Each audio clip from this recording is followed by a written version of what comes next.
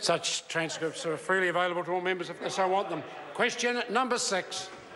Grant Robertson. Thank you very much, Mr Speaker. My question is to the Minister of Finance.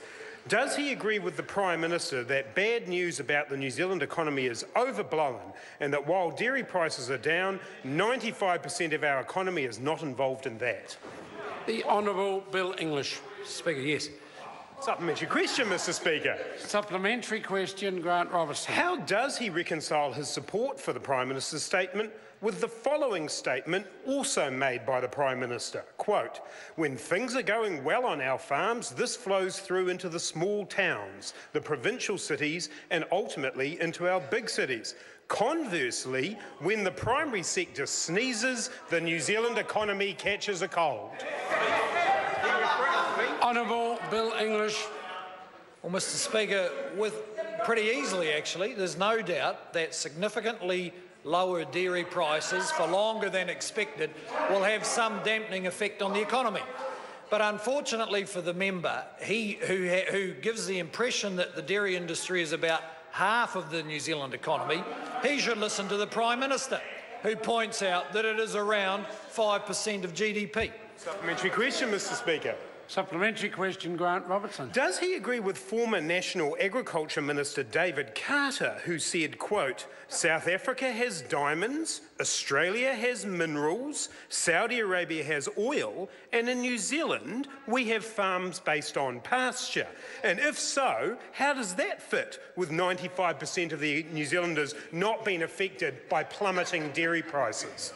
The Honourable Bill English. Well, Mr Speaker, of course I agree with the former National Party Agriculture Minister. He's very well informed, very well travelled, and has great insight into the world economy.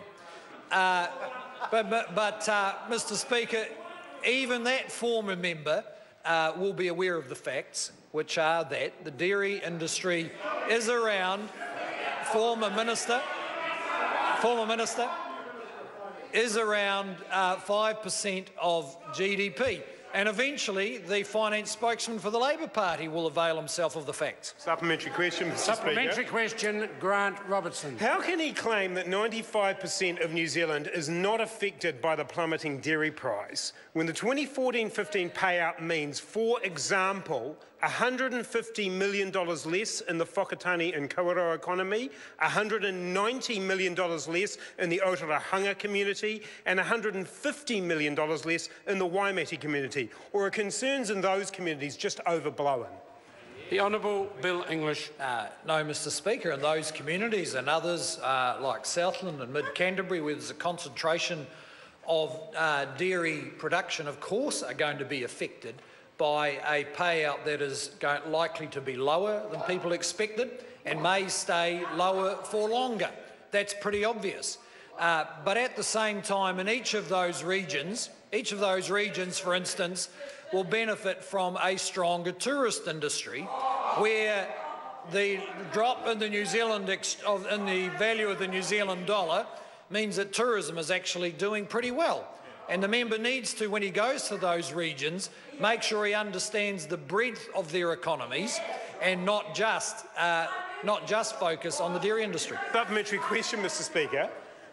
Supplementary question, Grant Robertson. Can the Minister confirm that he is saying to the people of Whakatane and Kawerau that they will get around $150 million from tourists flocking to their region to make up for the loss in dairy profits? It's ridiculous. No, Mr. Honourable Bill English.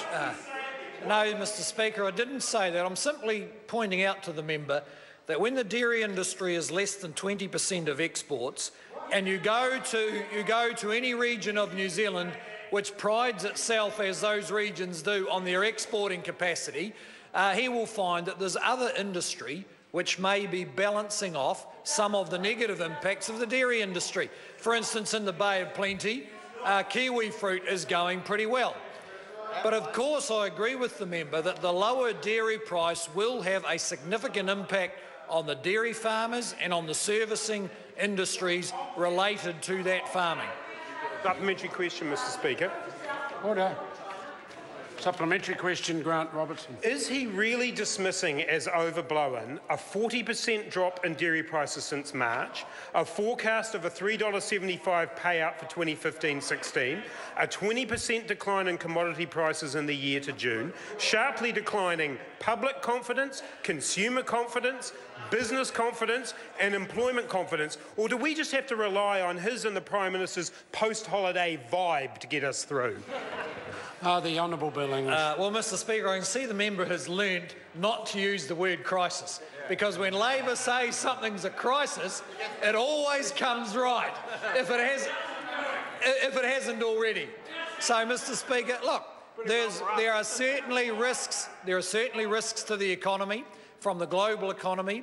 But the point we're making, I suppose, is that while some prices are low, others are high or haven't gone down, and the automatic stabilisers are coming into play, and that is a lower exchange rate, flat to falling interest rates. So we would expect that New Zealand remains on track for moderate sustainable growth of 2 to 3%. Your question, Mr Speaker. Supplementary question, Grant Robertson. Is it really correct that the government's Pollyanna position on the economy is a result of him, as the Prime Minister said, quote, feeling better after his trip to China? And are we now going to make an economic policy based on what he's feeling in his waters? Honourable Bill English, with a fair bit of licence. Well, Mr Speaker, we're certainly not going to make it on what that member might be feeling in his waters, which, Mr Speaker, it's just a matter of keeping in context the breadth of the New Zealand economy. The member would like to think it's entirely focused on exporting one product to one country, but that is not in fact the case. It has a broad base, much of which is succeeding at the moment. 14% growth in IT year on year, big increases in kiwi fruit, record tourist numbers, highest sustained migration flows for quite some time, a wine industry with exports roughly 3 times what it was 10 years ago, and a dairy industry that is really struggling. That is the breadth of the New Zealand economy, and we're sufficiently resilient to absorb the shock from lower dairy prices and sustain moderate growth of 2 to 3%. Question number 7.